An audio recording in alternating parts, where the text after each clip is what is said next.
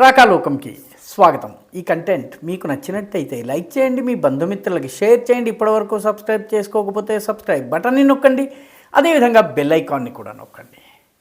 మిత్రులారా, భారతదేశంతో యుద్ధం చేయటం సంగతేమో తెలియదు కానీ పాకిస్తాన్కు ఇంట్లో ఈగల మూతగా ఉంది.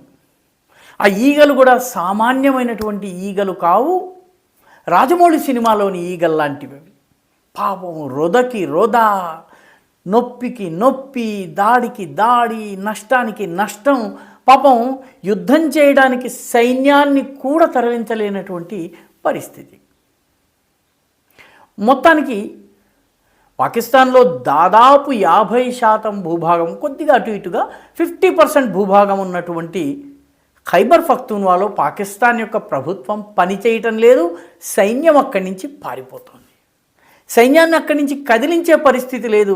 ఏరియల్ బాంబింగో ఇంకొకటో చేసి ఉగ్రవాదుల్ని అణిచివేద్దామని ప్రయత్నించినట్టయితే అక్కడ ఉన్నటువంటి టెరెయిన్, అక్కడ ఉన్నటువంటి భూగోళము ఈ తరహా దాడులకు సహకరించదు. ఖైబర్ పఖ్తూన్వాలో 2 ప్రధానమైనటువంటి పట్టణాలు మంగోషర్, కలాత్. ఈ 2 పట్టణాలు ప్రస్తుతము బలూచ్ స్వతంత్ర వీరుల కబ్జాలో ఉన్నాయి. దాదాపు 100 చదరపు కిలోమీటర్ల భూభాగము వాళ్ళ చేతుల్లో ఉంది. అక్కడ ఉన్నటువంటి ప్రభుత్వ కార్యాలయాల్ని దగ్ధం చేసేశారు. అక్కడ ఉన్నటువంటి ప్రభుత్వ ఉద్యోగులందరి దగ్గర ఉన్న ఐడెంటిటీ కార్డ్స్ తీసేసుకున్నారు. పంజాబ్ మూలానికి చెందినటువంటి ప్రభుత్వోద్యోగుల్ని చావచితకబాదుతున్నారు. అయితే వాళ్ళు ఆ ప్రాంతాన్ని వదిలి పారిపోతున్నారు, లేకపోతే వాళ్ళని తీసుకెళ్ళి తాత్కాలిక జైళ్లలో పెడుతున్నారు. జైళ్లలో బందీలుగా ఉన్నటువంటి 11 మంది బలూచ్ వీరుల్ని బలూచ్ సాయుధులు జైల్ని బద్దలుగొట్టి మరీ బయటకు తీసుకొచ్చేసుకున్నారు. అంటే పాకిస్తాన్ ప్రభుత్వం ఎక్కడా పనిచేయటం లేదు బలూచిస్తాన్లో.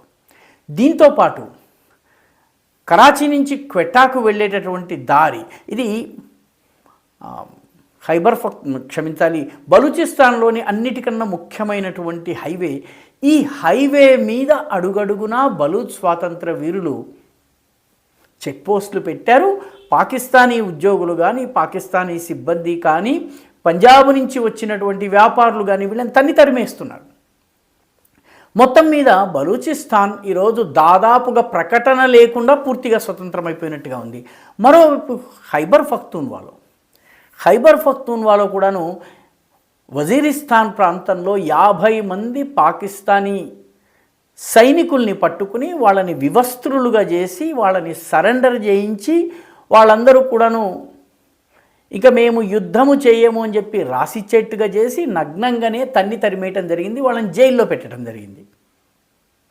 అంటే మొత్తం మీద పాకిస్తాన్కి ఇంట్లో ఈగల మోత అవుతుంది. ఖైబర్ పఖ్తూన్వాలో కావచ్చును, అదేవిధంగా బలూచిస్తాన్లో కావచ్చును. పరిస్థితి ఎంత దారుణంగా ఉందంటే శుక్రవారం నాడు మసీదుల్లో తక్రీర్ ఇచ్చినటువంటి ఇమాంలు, ముల్లాలు, మౌలవీలందరూ కూడాను రేపు భవిష్యత్తులో యుద్ధమే గనక వస్తే మనము భారతదేశం పక్షంలో ఉండాలని ఖురాన్ని చేతిలో పట్టుకుని ఆ ఖురాన్ మీద ప్రతిజ్ఞ చేసి, ఒకవేళ గనక ఈ మాట అని నేను మాట మార్చినట్టయితే నేను అబద్ధం చెప్పిన వాడినవుతాను అని చెప్పి ప్రతిజ్ఞలు చేయిస్తున్నారు. చాలా మసీదుల్లో దానికి సంబంధించినటువంటి వీడియోలు కూడా సోషల్ మీడియాలో దర్శనమిస్తున్నాయి. మొత్తం మీద ఈ 2 రాష్ట్రాల్లో కూడాను ఒక రకమైనటువంటి తిరుగుబాటు ఉంది. పాకిస్తానీ ఆర్మీ రిట్రీట్లో ఉంది, వెనకడుగులో ఉంది. అక్కడి నుంచి సైన్యాన్ని కదిలించి ఇటువైపు తీసుకొద్దాము అంటే, పాకిస్తాన్ భారత సరిహద్దు వైపు తీసుకొద్దామంటే అక్కడే వాళ్ళకి బాగా మోతగా ఉండేటప్పటికీ మరోవైపు ఆఫ్ఘనిస్తాన్ కూడా వాళ్ళని దెబ్బలు కొడుతోంది. దీంతో పాకిస్తాన్కు దిక్కులేని పరిస్థితుల్లో ఐక్యరాజ్య సమితి దగ్గరికి వెళ్ళింది. ఐక్యరాజ్య సమితికి దేనికోసం వెళ్ళింది? భారత పాకిస్తాన్ సంబంధాలు నార్మలైజ్ చేయండి, లేకపోతే పహల్గాం దాడికి మాకు సంబంధం లేదు, లేకపోతే అసలు భారతదేశాన్ని బాధ్యతాయుతంగా వ్యవహరించాలని ఇలా కోరడం లేదు. సింధు నదీ జలాల ఒప్పందాన్ని అబేయన్స్లో పెట్టకండి. ఐక్యరాజ్య సమితి ఈ విషయంలో భారతదేశానికి ఒక సలహా ఇవ్వాలి అని చెప్పి వెళ్ళారు. సోమవారం సాయంత్రం దీని మీద చర్చ జరుగుతుంది. అయితే వాస్తవానికి ఇండస్ వాటర్ ట్రీటీ, సింధు జలాల ఒప్పందము ఈ ఐక్యరాజ్య సమితి పరిధిలోకి రాదు. దానికి సంబంధించినటువంటి ట్రీటీలు, ఒప్పందాలకు సంబంధించినటువంటి వేరే అంతర్జాతీయ సంస్థ ఉంది, అక్కడకు వెళ్ళాలి. అక్కడకు పాకిస్తాన్ ఎందుకు వెళ్ళదంటే ఈ ట్రీటీని అబయన్స్లో పెట్టేటటువంటి అధికారము భారతదేశానికి ఉంది. కాబట్టి ఐక్యరాజ్య సమితికి మేము వెళ్ళాము అని చెప్పుకునేందుకు పుల్లయ్య వేమవరం వెళ్ళాడు, తిరిగి వచ్చాడు అని స్థానిక ప్రజానీకానికి ఏదో చేసినట్టుగా కనిపించడం కోసం ఐక్యరాజ్య సమితికి వెళ్ళారు. ఐక్యరాజ్య సమితిలో భారత్కి వ్యతిరేకంగా ఏదైనా జరిగినట్టయితే రష్యా మనకి అనుకూలంగా వీటో వేసే అవకాశం ఉంది. పాకిస్తాన్కి చైనా ఉంది, కానీ వెళ్ళింది పాకిస్తాన్ కాబట్టి మనకు అనుకూలంగా ఉంది. అమెరికా ఎటువైపు వెళ్తుందన్నది అమెరికా యొక్క శీల పరీక్ష చేయడానికి మనకు ఉపయోగపడుతుంది. అమెరికా మాటలు బోలెడు చెప్తుంది, నిజంగా ఆ మాటలకు అనుగుణంగా నిలబడుతుందా లేదా అన్నది తేలిపోతుంది. మొత్తం మీద ఇది పరిస్థితి. ఈ పరిస్థితిలో పాకిస్తాన్కి వాస్తవానికి భారత్తో యుద్ధం చేసేటటువంటి పరిస్థితి లేదు. అయితే భారత ప్రభుత్వము పాకిస్తాన్ని ఇలాగే భయంతో, ఆందోళనతో, సందేహంతో కొట్టుమిట్టాడుతూ, కంటి మీద కునుకు లేకుండా ఇబ్బందులు పడుతూ ఉండేలాగా అంతర్గతంగానూ దెబ్బతీస్తోంది, బయట కూడా దెబ్బతీసేటటువంటి పనిని చేస్తోంది. దీనివల్ల ఐక్యరాజ్య సమితికి వెళ్ళి పాకిస్తాన్ ఏమీ సాధించలేదు, కానీ స్థానికంగా ఉన్నటువంటి పాకిస్తానీ ప్రజల కోసం ఐక్యరాజ్య సమితికి వెళ్తోంది. దానివల్ల పెద్దగా సాధించేది లేదు, పొందేది లేదు, చెందేది లేదు. మళ్ళీ భారతదేశం చేసేటటువంటి దాడులు, అదేవిధంగా ఖైబర్ పఖ్తూన్వాలోను, బలూచిస్తాన్లోనూ జరిగే దాడుల విషయంలో పాకిస్తాన్ ఒక్కో దెబ్బ తింటూ అమ్మా అబ్బా అయ్యో అనుకుంటూ కూర్చోవలసినటువంటి పరిస్థితి వస్తుంది.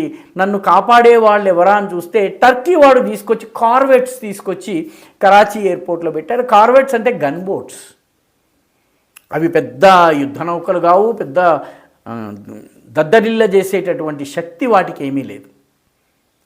ఒకటో రెండో టర్కిష్ విమానాలు వస్తే ఈ దాడి గనక జరిగితే అవి ఆపలేవు. దాంతో పాకిస్తాన్కి ఈసారి భారత నౌకాదళము, మన వైమానిక దళము, మన పదాతి దళము ఒకేసారి గనక దాడి చేస్తే ఎలా కాపాడుకోవాలో తెలియదు. వాళ్ళ ఆర్థిక రాజధాని అయినటువంటి కరాచీ పరిస్థితి ఏంటన్నది కూడా వాళ్ళకు తెలియదు. దాన్ని ఎలా కాపాడుకోవాలన్నది కూడా పాకిస్తాన్ దగ్గర వ్యూహం లేదు. మొత్తం మీద పాకిస్తాన్ పరిస్థితి పెహల్గాం చేయనైతే చేసింది, చాలా ఆలోచించి చేసింది, చాలా అద్భుతమైనటువంటి యోజన చేసింది, గొప్ప ప్లానింగ్ చేసింది. కానీ దాని తరువాత ఏమి జరుగుతుందో మాత్రం పాకిస్తాన్ ఊహించలేకపోయింది. ఎందుకంటే మన్మోహన్ సింగో లేకపోతే ఇతరులు ఎవరన్నా ఉన్నట్లయితే మన వాళ్ళు శాంతి మాటలు మాట్లాడేవాళ్ళు, ఐక్యరాజ్య సమితికి వెళ్ళి ఏడ్చేవాళ్ళు. కానీ ఇప్పుడు ఉన్నటువంటి పాలకుడు దెబ్బకు దెబ్బ తీస్తాడు. ఆయన తమలపాకుతో కొడితే ఈయన తాటి చెక్కతో గట్టిగా కొట్టగలిగేటటువంటి సామర్థ్యం ఉన్నటువంటి నాయకుడు. ఈ రియాక్షన్ని పాకిస్తాన్ ఊహించలేదు. ఈ వీడియో మీకు నచ్చినట్టయితే లైక్ చేయండి, షేర్ చేయండి, ఈ ఛానల్కు సబ్స్క్రైబ్ చేయండి. మీ అభిప్రాయాన్ని కమెంట్ల రూపంలో తప్పనిసరిగా పంపించండి.